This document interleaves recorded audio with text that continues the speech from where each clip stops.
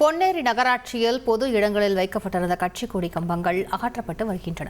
இது தொடர்பான கூடுதல் தகவல்களோடு இணைகிறார் செய்தியாளர் பாஸ்கர். கூடுதல் விவரங்கள்.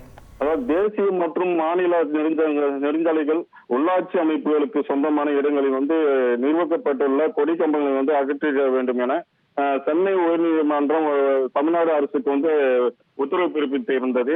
இறுதி கேட்டு விதித்திருந்தது. இந்த உத்தரவை தொடர்ந்து திருவள்ளூர் மாவட்டம் பொன்னேரி நகராட்சிக்கு உட்பட்ட பேருந்து நிலையம், பழைய பேருந்து நிலையம், அம்பேத்கர் சிலை சந்திப்பு, பேருந்து பணிமனை உட்பட பொது இடங்களில் வைக்கப்பட்டிருந்த கட்சி கொடி கம்பங்களை அகற்றும் பணியில் நகராட்சி ஊழியர்கள் ஈடுபட்டு வருகின்றனர்.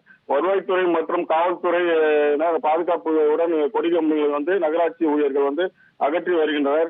ஆளும் கட்சியினர் திமுக மற்றும் எதிர்கட்சியான அதிமுக என கட்சி பாகுபாடின்றி அரசியல் கட்சி, சமூக அமைப்புகள் என அனைத்து விதமான கொடி கம்பங்களையும் நகராட்சி ஊழியர்கள் அகற்றி வருகின்றனர். பொக்லைன் இயந்திரம் மூலம் உத்தரவுடன் அரசியல் கட்சி கொடி கம்பங்களை கயிற்றி எடுத்து வருகின்றனர். கல்வெட்டுகள் ஆகியவற்றை இடித்து அகற்றும் பணியில் ஊழியர்கள் தீவிரமாக ஈடுபட்டு வருகின்றனர். விரிவான விவரங்களுக்கு நன்றி பாஸ்கர். உங்கள் தந்திவன் தொலைக்காட்சியில் கணபதியே வருவாய் தினமும் காலை 7 மணிக்கு காண தவறாதீர்கள்.